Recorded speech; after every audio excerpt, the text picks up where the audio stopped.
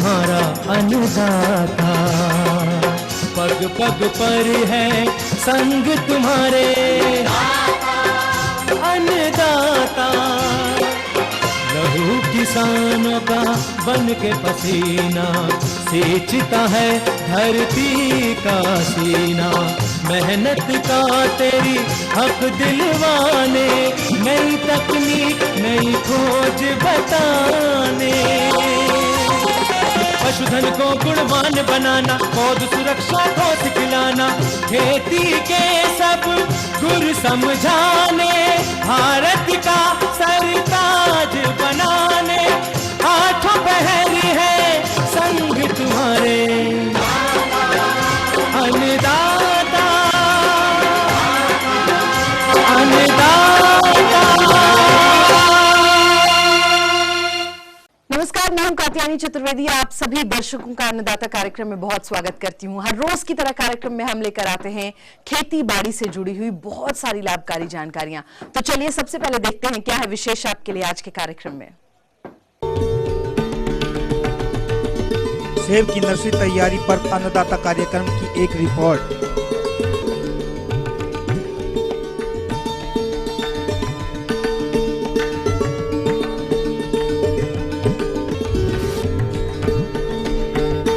बकरी पालन पर अन्नदाता की एक खास पेशकश।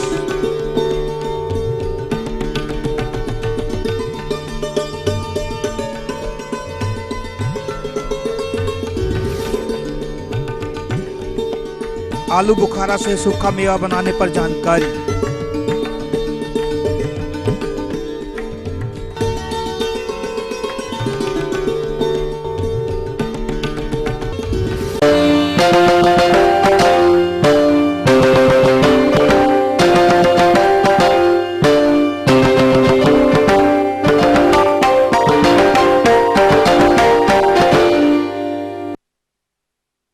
सेब की पैदावार के लिए अपने हिमाचल प्रदेश की एक अलग पहचान है। इन दिनों बहुत सारे किसान भाई सेब की नर्सरी तैयार करने में जुटे हुए हैं।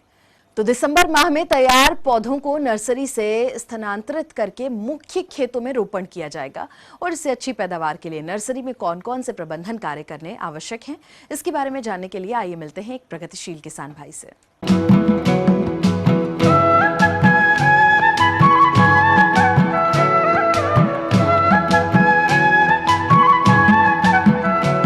फलोत्पादन के अंतर्गत सेब एक महत्वपूर्ण स्थान रखता है। इसके बाग जम्मू और कश्मीर, हिमाचल प्रदेश और उत्तराखंड के कई क्षेत्रों में देखे जा सकते हैं।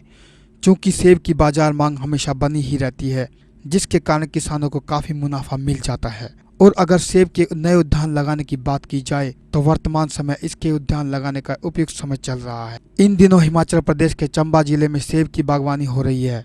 वहीं दूसरी तरफ बागवान भाई नया बगीचा लगाने के लिए सेब की पौधों की नर्सरी तैयारी करने में जुटे हुए हैं। ये नर्सरियां एक विशेष विधि द्वारा तैयार की जाती हैं। सबसे पहले खेत को समतल करके क्यारियां तैयार की जाती हैं। उसके बाद इन क्यारियों में खाद एवं कीटनाशक दवाइयां मिला दी जाती हैं।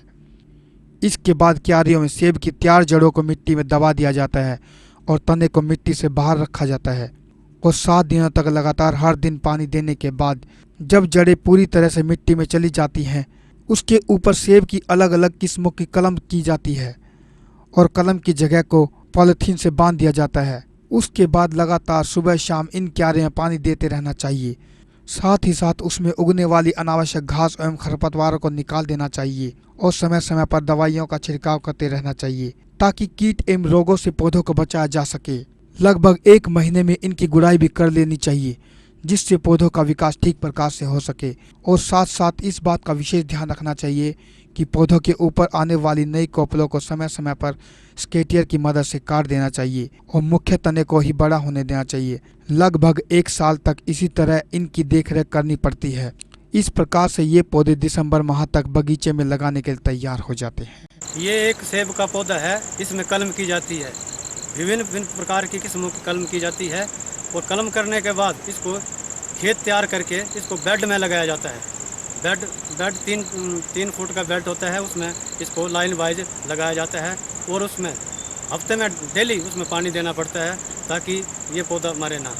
जब इसमें स्प्राउटिंग हो जाती है तो इसमें जो हम देख रहे हैं ये जो है ये स्प्राउट हैं, इसको निकालने पड़ते हैं। ये 4-5 नीचे से 4-5 शुरू हो जाते हैं। जब ये बड़ा हो जाता है तो पौधे को कम कर देता है। अगर इसको काटे नहीं तो पौधे की ग्रोथ कम होगी, तो इसलिए हमको इसको काटना पड़ता है ताकि पौधे की ग्रोथ जो है वो काफ़ी हो जाए। और बीच में जैसे खरपतवार होती है उसको भी हम निकालना पड़ता है टाइम टू टाइम, ताकि जो पौधा जो है वो ग्रोथ कर ले। और इसमें गोबर की खाद और कीटनाशक दवाइयाँ का भी इसमें प्रयोग करना ज़रूरी होता है। बाकी पानी तो देना ही पड़ता है। पानी तो हफ्ते के 1 बार 2-3 बार पानी दें ताकि जो इसकी ग्रोथ है वो चलती रहे। यहाँ तो 5-6 किस्म के पौधे हैं, जैसे रॉयल है, रॉयल डिलीशियस है, वांस डिलीशियस है, वांस है, रेड स्पर है, टॉप रेड है, टाइड मैन अर्ली है, गोल्डन स्पर है, गोल्डन है। किसानों को जैसे अब उनको लेने से पहले 1-2-3 हफ्ते पहले 3x3 का गड्ढा तैयार कर लेना चाहिए, तभी ही उसमें गोबर की खाद डाल के तभी उसको पौधे को गड्ढे में लगाएं। और उसके बाद उसको पानी वगैरह देते रहें ताकि जैसे गर्मी आती है तो उसको मरने की संभावना कम रहे, इसलिए पानी उसको देना बहुत ज़रूरी हो जाता है। ये जो भी तैयार हुए हैं ये जो दिसंबर जनवरी के महीने में इनको फाड़ लिया जाएगा और उसके बाद इनको किसानों को बेच दिया जाएगा।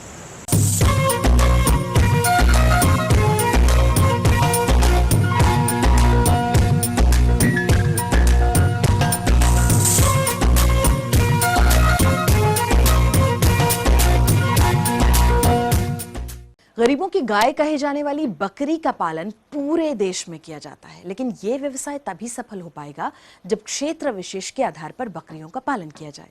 तो चलिए आज हम आपको लिए चलते हैं गोविंद वल्लभ पंत कृषि औद्योगिक विश्वविद्यालय पंतनगर, जहां पर हरियाणा और हिमाचल प्रदेश में तराई क्षेत्र में एक नई बकरी की नस्ल की खोज हुई है, जिसकी जानकारी हेतु आपको मिलवाते हैं वहां के विषय विशेषज्ञ डॉक्टर DV सिंह से।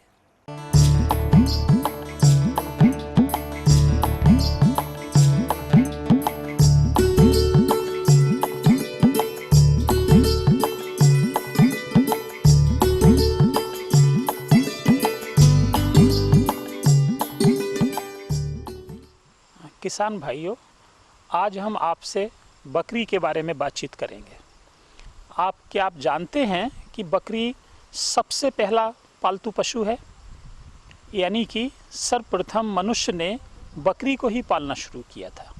विभिन्न प्रकार की प्रजातियां बकरियों में पाई जाती हैं और हमारे देश की प्रत्येक भौगोलिक परिस्थिति में बकरी मिलती है। ऊंचे ऊंचे पर्वतों पर जहां पर कि बर्फ़ होती है, मरुस्थल में, समुद्र के किनारों पर, हर जगह हमारे प्रदेश में, हमारे देश में और यहाँ तक कि पूरी दुनिया में बकरी पाई जाती है। ये बकरी बहुत ही बहुउद्देश्य प्राणी है, जिससे हमें दूध की, मांस की, खाल की, उर्वरक की और भार ढोने वाली विभिन्न प्रकार की आवश्यकताओं की पूर्ति होती है। जिस बारे में आज हम बात करेंगे वो है तराई के मैदानों में पाई जाने वाली एक विशिष्ट प्रकार की प्रजाति, जिसे पंतजा बकरी कहते हैं। ये पंतजा बकरी देखने में मृग के समान होती है, क्योंकि इसका शरीर गुलाबी रंग का होता है, जो कि नीचे की तरफ थोड़ा सा हल्के रंग का होता है। साथ ही साथ इसके चेहरे पर 2 सफ़ेद लाइनें होती हैं और इसमें उछलना कूदना मृग जैसा होता है। इस प्रकार इसकी जो बनावट है और इसका व्यवहार मृग के सदृश होता है। लोग इसको बहुत चाव से पालते हैं। इसके बकरों का मांस भी बहुत स्वादिष्ट माना जाता है। अतः इसके बकरों की बहुत ही पहले उम्र पर, यानी लगभग 1 महीने की उम्र प्राप्त करते करते लोग इसको बधिया कर देते हैं। इस कारण से इनकी बकरियों की जो संख्या है, ये संख्या प्रदेश में बहुत कम होती जा रही है। इस बकरियों के और विभिन्न गुण हैं कि ये लगभग 156 दिन तक दूध देती रहती है और इसके दूध का प्रतिदिन औसत अगर हम लगाएं तो लगभग 900 मिलीलीटर दूध इसका प्रतिदिन औसत के रूप में मिलता है और अधिक से अधिक इसका दूध 1.3 लीटर तक नापा गया है प्रतिदिन। और ये प्रथम बार जब बच्चे देती है तो उसकी उम्र सिर्फ 14 महीने की होती है जब ये बच्चे दे देती है। साथ ही साथ ये जब बच्चे देती है तो इसमें जुड़वा बच्चे देने की जो दर है वो लगभग 67% नापी गई है। साथ ही साथ इसमें 3 बच्चे देने की भी आदत होती है और वो लगभग 8 से 9% होती है। अगर बकरों को मांस के लिए उपयोग किया जाए तो उनसे 67% मांस की प्राप्ति होती है। इस प्रकार बकरी को, पंतजा बकरी को किसान लोग बहुत प्यार से और बहुत चाव से पालते हैं। इसका मांस बहुत ज़्यादा पसंद किया जाता है, इसलिए बहुत से किसान इनके बकरों को, जो बच्चे पैदा होते हैं नर बकरे, उनको बहुत ही कम उम्र पर बधिया कर देते हैं और बधिया करने से उनका फिर स्लॉटर करके उनका मांस प्राप्त करते हैं। इस कारण से जो नुकसान हो रहा है कि फील्ड में हमको अच्छे बकरे प्राप्त नहीं हो पा रहे हैं। किसानों के पास इस प्रकार पंतजा बकरों की कमी हो रही है, जिसके कारण इसकी जनसंख्या में भी, इसकी पॉपुलेशन में भी थोड़ी कमी आई है। इस कमी को पूरा करने के लिए भारतीय कृषि अनुसंधान परिषद और जो उनका केंद्रीय बकरी अनुसंधान संस्थान मखदूम में है, उसके द्वारा 2014 में पंतनगर विश्वविद्यालय को एक अखिल भारतीय शोध परियोजना बकरी की प्रदान की गई है। इस बकरी की परियोजना का मुख्य उद्देश्य है कि बकरी पालकों के पास उच्च नस्ल के पंतजा बकरे उपलब्ध कराए जाएं, जिससे उनकी आजीविका में राहत मिले और पंतजा बकरियों की संख्या में भी वृद्धि हो। मैं ये चाहूँगा कि कृषक जो बकरी पालन करते हैं, पंतजा बकरी के पालन में अधिक से अधिक रुचि लें और जो दूसरी नस्ल की आवारा नस्ल की बकरियां हैं उनका निष्कासन करें, पंतजा बकरियों का वो संरक्षण करें और उनकी संख्या में वृद्धि करें। साथ ही साथ जो पशुपालकों को, बकरी पालकों को इस प्रोग्राम के माध्यम से अगर बकरी पालन में रुचि है तो वो हमसे संपर्क करें। हम उनकी बकरी पालन के संदर्भ में जो भी समस्याएं होंगी उनका समाधान उनको प्राप्त कराएंगे और पंतजा बकरियों की पॉपुलेशन को बढ़ाने में उनकी मदद करेंगे। धन्यवाद।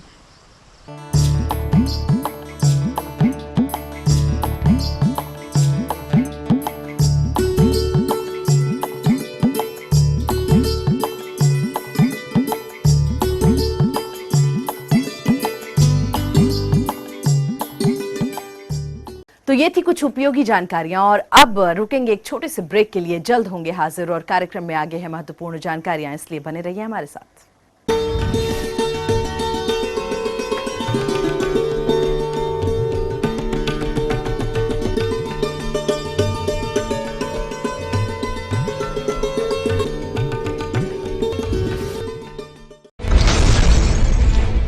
आप कहते थे हम जब सत्ता में आएंगे हम लोन नहीं लेंगे, लोन लेना आपने भी शुरू कर दिया। सवाल जो करते हैं आपके हक की बात, आप जो सलाह देते हैं वो सलाह मानी नहीं जाती है, फाइल उठा के फेंक दी जाती है।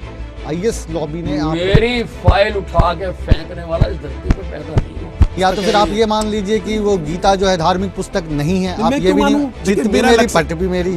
बात चाहे सियासत की हो या आपके सरोकार की, आप में ऐसी कौन सी कमी थी कि मुख्यमंत्री नहीं बन सकते थे?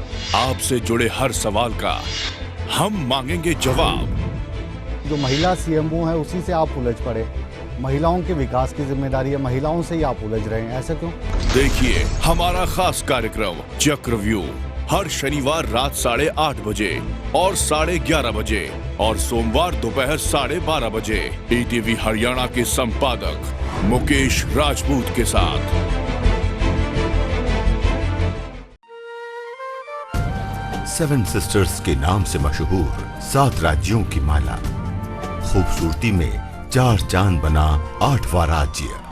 यहाँ की संस्कृति, रूप रंग और बोलियां जुदा हैं, फिर भी एक है, भारत का नॉर्थ ईस्ट।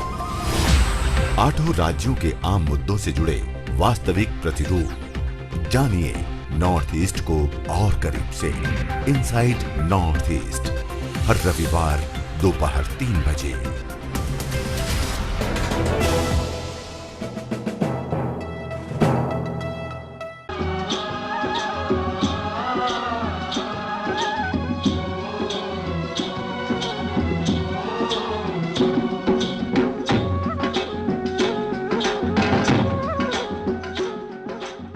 ब्रेक के बाद आप सभी दर्शकों का बहुत स्वागत है। बढ़ते हैं अपनी अगली प्रस्तुति की ओर।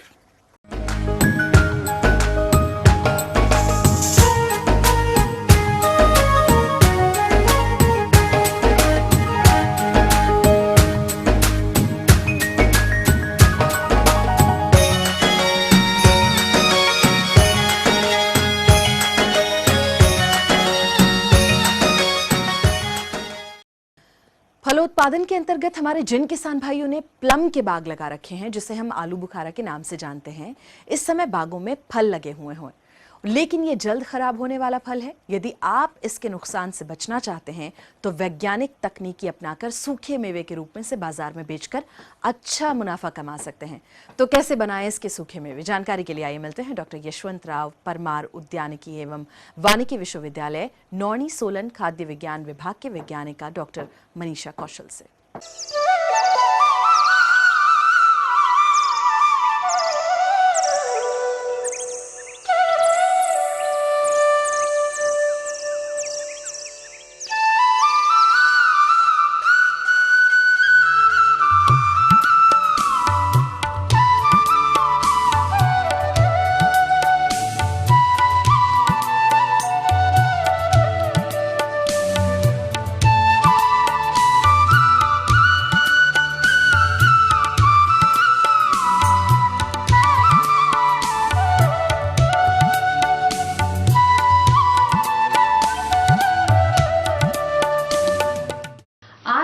बात करने के लिए आए हैं वो है प्लम का प्रसंस्करण। जैसे कि हमारे किसान भाई बहन जानते हैं, प्लम बहुत जल्दी खराब हो जाता है क्योंकि इसमें जो मॉइस्चर कंटेंट है, जो इसमें आर्द्रता है, वो ज्यादा होती है। तो इसका एक ही तरीका है इसको लंबे समय तक रखने के लिए, वो है इसकी प्रोसेसिंग, यानी कि इसका प्रसंस्करण। एक जो नई टेक्नोलॉजी पे जिस पे हम काम कर रहे हैं वो हमारे किसान भाइयों के लिए बहुत ही लाभदायक हो सकती है, क्योंकि वो एक तो फलों को जो है वो लंबे समय तक रखा जा सकता है, प्लस ये उनके लिए एक इनकम का सोर्स भी हो सकता है। ये काम किस तरीके से किया जाए उसके बारे में मैं आपको आज पूर्ण रूप से जानकारी दूंगी। सबसे पहले हम क्या करेंगे, जब प्लम पकता है, जब प्लम आता है तो पूरा पका हुआ प्लम नहीं लेंगे, अधपका प्लम लेंगे, जो पूरी तरह पका भी ना हो और वो कच्चा भी ना हो, उसको हम लेंगे और उसको हम भली भांति पहले हम उसको धो लेंगे। उसके बाद हम इसकी लाइव पीलिंग करेंगे। लाइव पीलिंग का मतलब है कि हम कास्टिक सोडा में NaOH में हम इसकी स्किन को खोलेंगे, फाड़ेंगे। तो क्या करेंगे, 1 लीटर में 5 ग्राम NaOH डालेंगे और उसमें हम 30 सेकंड के लिए इन धुले हुए प्लमों को मलमल की चुन्नी में डालें और वो चुन्नी जो है वो हम खौलते हुए NaOH वाले पानी में डालेंगे 30 सेकंड के लिए। और 30 सेकंड होने के इमीडिएटली बाद हम इस पोटली को ठंडे पानी में डाल देंगे। और अगर इसमें लाई ना रह जाए, उसका हमें आशंका भी ना हो, तो उस पोटली को हम फिर सिट्रिक एसिड वाले पानी से भी एक बार धो देंगे, क्योंकि जो सिट्रिक एसिड है वो लाई को, NaOH को निकाल देता है। तो इसका मतलब है हम 2-3 पानी की उसमें शिफ्ट्स में इस फ्रूट को धो देंगे। नेक्स्ट स्टेप है कि अब इसमें हम चीनी का उपचार कैसे करें। तो इन धुले हुए फलों को हम एक ट्रे में रखेंगे ताकि इनका जो पानी है, एक्स्ट्रा वाटर है, वो निकल जाए। फिर हम चीनी की लेयरिंग करेंगे, मतलब नीचे एक लेयर चीनी, उसके ऊपर ब्रांचिंग हुए फल, फिर चीनी की लेयर, फिर फलों की लेयर। ऐसे करते करते हम चीनी और फलों की लेयर बना लेंगे और इसको हम रात भर के लिए नॉर्मल टेम्परेचर में रख देंगे। लेकिन याद रहे कि जिस बर्तन में हमने ये रखा है उसके ऊपर हमने कपड़ा बांधा हुआ है ताकि उसके अंदर कोई बाहर से कोई धूल मिट्टी ना जाए। उसके बाद अगले दिन हम जब देखते हैं तो क्या होगा कि जो चीनी है, जो सूखी चीनी है, उसकी चाशनी तैयार हो चुकी है। मतलब फलों से जो पानी है वो बाहर आ गया है और कुछ हद तक चीनी जो है वो इन फलों में चली गई है। उसके बाद हम उस बर्तन से, उस कंटेनर से उन फलों को बाहर निकालेंगे और उस चीनी वाली चाशनी को फिर से एक बार गर्म करेंगे 70 डिग्री ब्रिक्स तक। मतलब कि ज्यादातर वो एक तार की आपकी चाशनी तैयार हो जाती है। तो हम उसको गर्म करेंगे और ठंडा होने पे उन फलों को वापस इसी चाशनी में डाल देंगे। इस बर्तन को भी हम 1 दिन के लिए ऐसे ही रखेंगे। इस प्रोसेस को हम बोलते हैं ऑस्मोसिस। उसमें क्या होता है कि जो फलों का जो पानी है, जो फलों का जो मॉइस्चर है, जो उनकी आर्द्रता है, वो बाहर आ जाएगी और जो चाशनी है वो इन फलों में चली जाएगी, ताकि जितना कम मॉइस्चर फलों में होगा उतनी ज्यादा उनकी शेल्फ लाइफ इंक्रीज हो जाती है, बढ़ जाती है। अब इस सूखे हुए प्लम को हम डिहाइड्रेटर में डालेंगे। टेम्परेचर है वो 55 डिग्री ब्रिक्स के आसपास होगा। वहां डालने के बाद 4-5 घंटे उसमें रखने के बाद हमें लग जाएगा पता कि उसमें श्रिंकेज आ गई है, मतलब जो प्लम है वो थोड़े से सिकुड़ने लग पड़े हैं। उस टाइम हम इनकी कोरिंग कर देंगे। कोरिंग का मतलब है इनका बीज निकालना। तो एक कोरर मार्केट में मिलते हैं, प्लम की कोरिंग के लिए भी उनको इस्तेमाल करेंगे। उस कोरर से हम प्लम का बीज निकाल देंगे और उस बीज को निकालने के उपरांत जो बिना बीज वाले प्लम है हम उनको फिर से जो हमारी बची हुई चाशनी है उसमें हम 4-5 घंटे के लिए डिप दे देंगे, ताकि अंदर से जो गुठली निकली है उस वाले हिस्से में भी हमारी थोड़ी सी चीनी चली जाए और जो हमारी खटास है वो प्लम की वो कम हो जाए। तो उसमें डालने के बाद हम इसको 4-5 घंटे उस चाशनी में डालने के बाद हम इनको बाहर निकालेंगे और फिर हम इनको ड्रेन करेंगे। जैसे हमने ट्रेस पे पहले रखा है वैसे ही हम इनको चाशनी से बाहर निकाल के ट्रे में रखेंगे, ताकि नीचे से इसकी एक्स्ट्रा जो चाशनी है वो निकल जाए। उन ट्रेस को फिर हम डिहाइड्रेटर में रखेंगे और ये हमने तब तक ड्राई करने हैं जब तक इनकी आर्द्रता, इनका मॉइस्चर 12 से 14% ना रह जाए। अब ऐसा करने से जो किसान भाई हैं वो ना केवल अपने फलों की अवधि को लंबा कर सकते हैं, पर इन फलों को बेचकर अपने लिए आमदनी का एक नया स्रोत भी बना सकते हैं। तो किसान भाइयों, आपने देखा कि हम कैसे प्लम के फल से सूखे मेवे तैयार कर सकते हैं। वहीं इस प्रोजेक्ट के इंचार्ज डॉक्टर देवीना वैद का संदेश आप सभी किसान भाइयों के लिए। जो प्लम फल है, जैसे कि किसानों को विदित ही है कि ये बहुत ही जल्दी खराब हो जाता है और मुझे लगता है कि यदि रास्ते जैसे हमारे खराब हो जाएं तो कई बार ये ट्रक में ही सड़ जाता है। तो उससे निजात पाने के लिए खाद्य प्रौद्योगिकी विभाग ने, ये डॉक्टर YS परमार यूनिवर्सिटी के खाद्य प्रौद्योगिकी विभाग में हमने इसके पारसीकरण द्वारा सुखा करके सूखे मेवे के रूप में इसका इस्तेमाल करने की विधि को निजात किया है। मैं अपने किसान और बागवान भाई बहनों को ये बताना चाहती हूँ कि ये जो हमारी तकनीक है, यदि वो अपनाना चाहते हैं, वो भी चाहते हैं कि उनका प्लम सूखे मेवे के रूप में बाज़ार में उतरे, तो इसके बारे में अगर वो ट्रेनिंग हमारे से चाहते हैं तो वो डॉक्टर YS परमार यूनिवर्सिटी में जो हमारा निदेशालय है, शिक्षा विस्तार निदेशालय, उनके निदेशक को पत्र व्यवहार द्वारा लिख करके इसमें ट्रेनिंग के लिए अगर वो है जागरूकता चाहते हैं, इसमें विभाग उनका पूरा सहयोग करेगा। और आगे और भी कुछ रोचक जानकारियां हैं आपके लिए, पर यहाँ एक छोटे से ब्रेक के लिए रुकेंगे, जल्द होंगे हाजिर।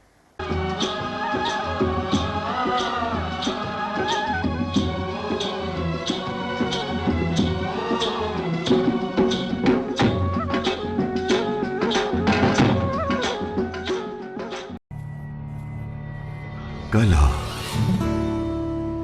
कल्चर, कुर्सी, कुदरत, थोड़ा और करीब चलिए, महसूस करिए अपना हिमाचल हमारे साथ।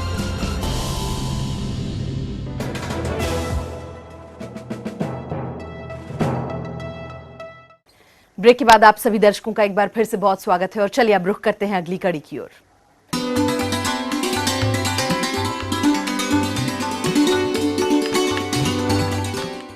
अन्नदाता हेल्पलाइन निशुल्क फोन संपर्क सेवा के माध्यम से आपके द्वारा पूछे गए प्रश्नों में से 1 या 2 महत्वपूर्ण प्रश्नों को हम अपने कार्यक्रम में जरूर शामिल करते हैं और इसी के तहत आज का चयनित प्रश्न और उसका जवाब इस प्रकार से है।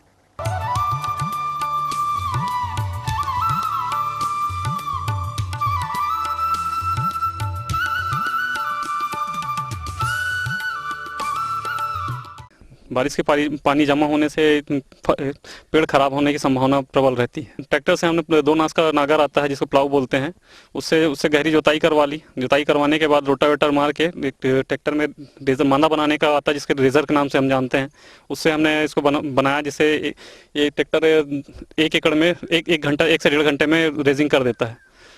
उससे बनवाने के बाद बेसल खाद हमने डाली। बेसल खाद में 50 kilo DAP, 15 kilo potash, 50 kilo magnesium, 10 kilo hygiene डालकर बीज की बुआई की। बीज बोने के पहले हमने 48 घंटा उसको पानी पे भिगा दिया था। उसके बाद एक दिन वो बोरे में दबा के रखने से उसमें उसकी जरई आ गई। जरई आने के बाद हम बीज से बीज की दूरी करीब 3.5 से 4 फीट है और 1 एकड़ में बीज की जो मात्रा लगती है वो करीब 300-350 से 400 ग्राम लगती है। मांदे से मांदे की दूरी 5 फीट रहती है। जल भराव के लिए खेत का जब निर्माण किया जाता है उसमें हम लोग को विशेष ध्यान ये रखना पड़ता है कि खेत की बनावट ऐसी हो कि बरसाती पानी ना निकल पाए। उससे हम 1.5 से 2 फीट का खेतों की ढाल रखते हैं और उसमें मांदा खींचते हैं, जिसमें खेत का बरसाती पानी एक नाली आखिरी में एक नाली बनाते हैं, जिससे वो पानी नाली के थ्रू बाहर निकल जाए, खेत से बाहर निकल जाए। अभी शुरुआती दौर पे तो खाद की ज़्यादा जरूरत नहीं होती, हमने बेसल खाद पहले ही दिया हुआ था, जो पेड़ उगते साथ पेड़ अपना उसको खाद को लेता रहता है, इसलिए अभी ज़्यादा जरूरत नहीं पड़ती। हफ्ते में 1 या 2 बार 1261 की जरूरत पड़ती है। 1261 जो होता है मोनो अमोनियम फॉस्फेट के नाम से जाना जाता है बाजार में, उसे हम 1 किलो या 2 किलो एकड़ के हिसाब से चलाते हैं। जब तक इसमें फूल की अवस्था ना आ जाए, जब तक हम 1261 चलाएंगे। बीच बीच में यूरिया, पोटास, फास्फोरिक एसिड भी देते हैं। यूरिया की मात्रा 1 से 1.5 से 2 किलो, फास्फोरिक 250 ग्राम प्रति एकड़, पोटास 1 किलो। जैसे ही फल की अवस्था पे पेड़ आएगा तो उस समय खाद के फल के उत्पादन के हिसाब से खाद ऊपर नीचे किया जाता है। इसमें खरपतवारों से बहुत ज़्यादा परेशानी होती है। इसे बारिश हो जाने की वजह से कभी मैनुअली नहीं करवा पाया जाता है। ऐसे तो मैनुअली हम ज़्यादा प्राथमिकता देते हैं, अगर नहीं करवा पाते तो फिर ग्रोमोक्सोन नाम का एक हार्बिसाइड आता है, उसका स्प्रे करवाते हैं नाली में।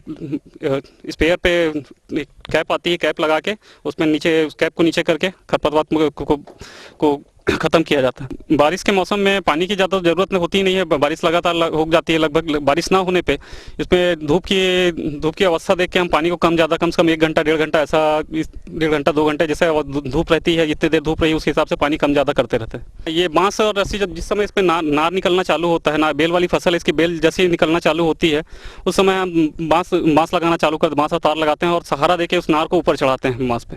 शुरुआती अवस्था में लौकी के फसल को हमें रस चूसक कीड़ों से बचाना पड़ता है। रस चूसक के कीड़ों में हम स्प्रे करते हैं एसिटामिप्रिड करके, उसका टेक्निकल है, बाजार में शार्प के नाम से मिलता है। वो हो गया, कॉन्फिडोर आ गया जो इमिडा क्लोरोप्राइड के नाम से आता है, एक तारा आता है थामेक्सिन के नाम से जिसे जाना जाता है। तो ये सब चीज़ें हम रस चूसने वाले कीड़ों के नियंत्रण के लिए हम स्प्रे करते रहते हैं। बारिश ज़्यादा हो जाने पे इस पर फंगीसाइड लगती है, पत्तियाँ खराब ना हो, उस पत्तियों को बचाने के लिए कॉपर या एम45 का छिड़काव करते हैं।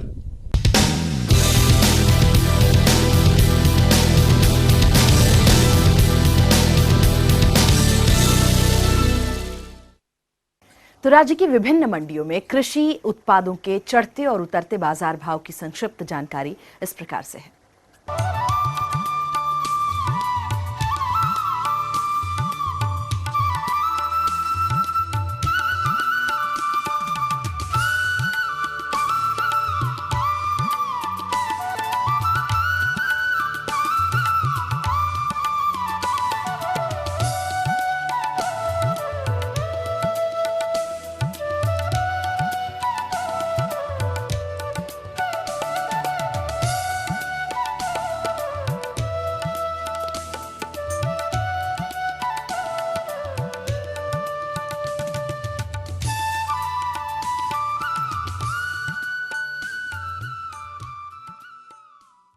और आइए अब देखते हैं कल दिखाए जाने वाले कार्यक्रम की मुख्य झलकियां।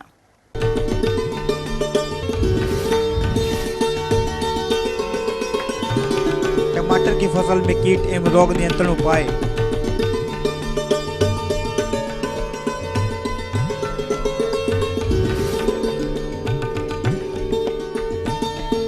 हम ये उम्मीद करते हैं कि आज का कार्यक्रम आप सभी दर्शकों के लिए बहुत ही उपयोगी रहा होगा। तो किसान भाइयों, अन्नदाता आपकी सेवा के लिए संकल्परत है। कृषि संबंधित समस्या एवं सुझावों के लिए आप हमें इस पते पर संपर्क भी कर सकते हैं। प्रोड्यूसर अन्नदाता, ETV Haryana Himachal Pradesh, Ramoji film city Hyderabad 501512। साथ ही आप हमें ईमेल भी कर सकते हैं।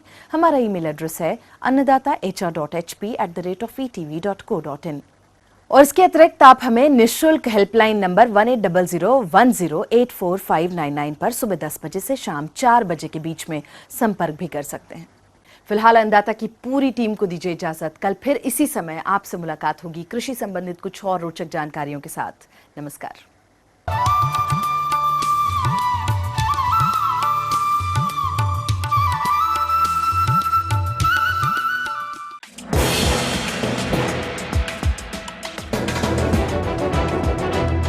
आप देख रहे हैं ईटीवी न्यूज़ हरियाणा हिमाचल प्रदेश, खबर ही जीवन है।